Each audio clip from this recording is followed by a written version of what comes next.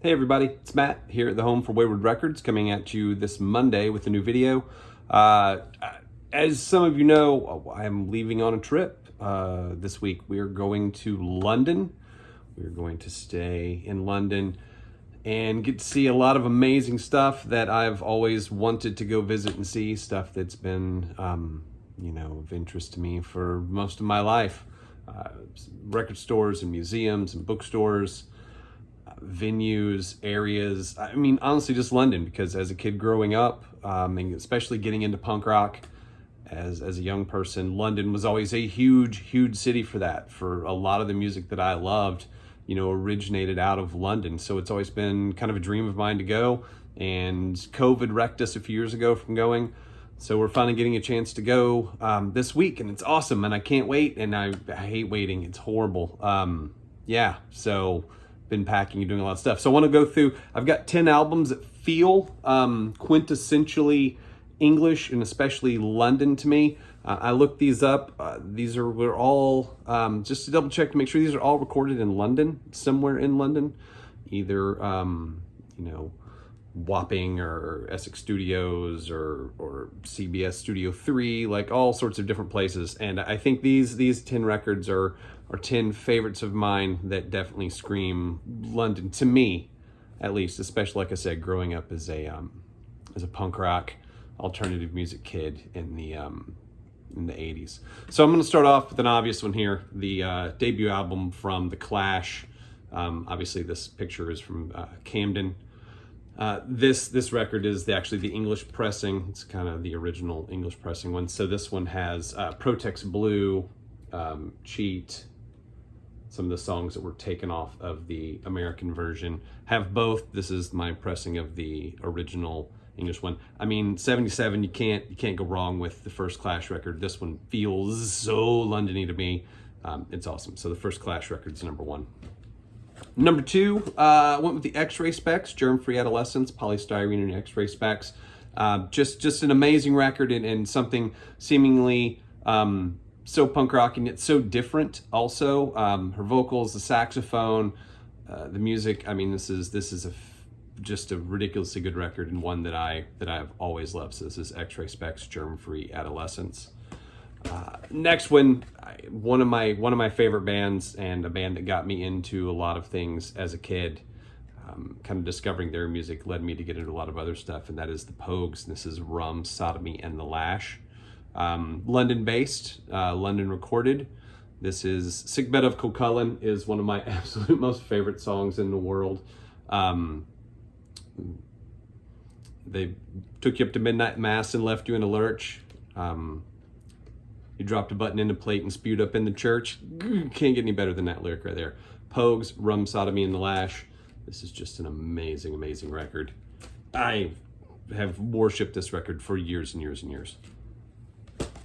I don't think you can talk about London and not talk about Iron Maiden, especially the first Iron Maiden record. This one is kind of the new wave British heavy metal prototype of that sound, plus mixing punk rock, especially with Paul Di'Anno's vocals, and metal.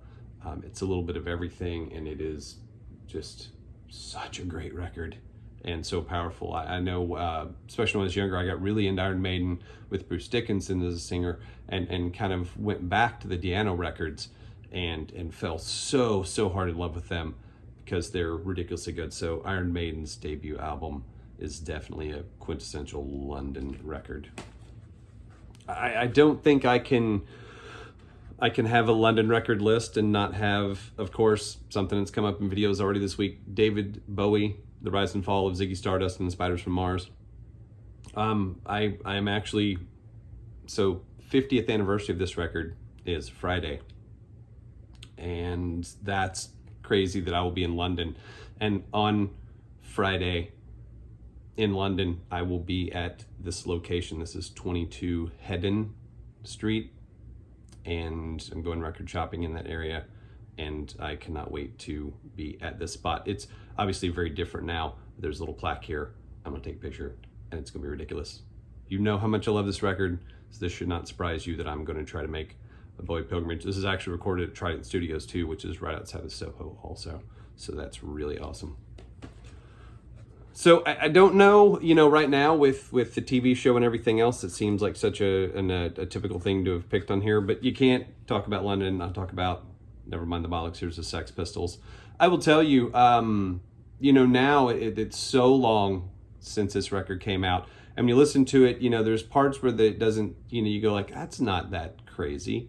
But, even still, whenever I got into this in the early 80s as a kid in America, this record still felt like, still felt revolutionary. It really kind of did. It was just something different, and still kind of resonated. And I feel further and further down the line, you maybe lose a little bit of that feeling for it.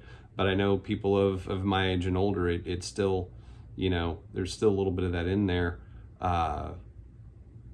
It's never mind the Bollocks. It's the Sex Pistols. You either like it or you hate it, and it's probably vogue for some people to go, oh, whatever, and not like it as much. But it's a really good record. This is my original US pressing with Submission is missing on the back, which is pretty cool. This is one that I found really, really cheap years ago when records weren't crazy expensive. So never mind the Bollocks. Here's the Sex Pistols. Very London-y. Probably, along with the Clash records, my favorite UK punk rock record, are really in the top 4 or 5, has to be the first album by the Damned. This record still feels huge. There's something about it. Neat, Fan Club, Stab Your Back, New Rose.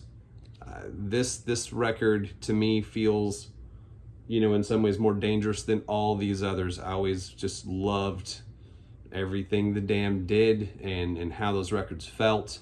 Dave Vanian, Rad Scabies, Brian James. I mean, this is just Captain Sensible. This is just such a good record, and I can listen to it over and over again, and I never ever get tired of this. So the Damned. I don't think you can do it either without picking some Elvis Costello. My Aim Is True, his debut album, again recorded in London. From London. This is such a great record, and has such a strong American tie with the band Clover being his backing band on this. This is before the Attractions came together, so there's such an American tie to this record too. Elvis Costello is one of my favorite artists, and somebody that all of his records, really kind of have a lot of meaning for me, and especially those first 3. Even though the Attractions tie isn't there between 1, 2, and 3, the sound really is, and they're just brilliant records, and the debut one is huge. All right, number 9 on this one, The Jam, In the City. The Jam is another band that I fell hard into as a kid, and some of this stuff wasn't at times, especially in small town, the South, wasn't easy to get all the time. So I had a lot of dub tapes of this stuff. So The Jam, In the City, and especially, for me, The Jam Snap, the compilation LP, was really huge, and that stayed on rotation for most of my life. And some of those melody lines and the bass playing in that, just such a powerful sound. And The Jam has always been really, really huge for me. And I think, last but not least, I don't think I can do this list and not at least throw in, and I know there's already been one, but I can't not put in the Clash London Calling. It's massive. I've listened to this record thousands upon thousands of times, have multiple copies of it. It's still, there's still things to discover and find on it. There's so many, there's a little bit of punk rock on there, but there's so much other stuff mixing in, and so many new sounds being brought into the band at this time, that it's just an incredible record. And another American tie, one of the pictures on the back is actually shot in Austin, so that's always been really kind of interesting to me. I mean, it's just, it's the Clash London Calling, and it's kind of hard to go wrong on this one, even if you're, kind of go like, is it super punk rock? It's just a super good record. It's super fantastic, and it's hard not to love it. And, one of my goals on this trip is to find an original or an older UK pressing of this when I'm there, to go along with my multiple US and Japanese copies that I have. So, Clash London Calling. So yeah, there's my list. There's 10 records I think are quintessentially English and London records, and I'm excited to go and leave leave this week, and I'll be gone for about a week. And I'll probably upload some videos while we're there of some places we go to and some things we see. If you know any places I need to go, or places that I need to look at, or you know, you have a record shop you want me to swing by, just let me know and drop me a line. And yeah, all right, I will see you soon.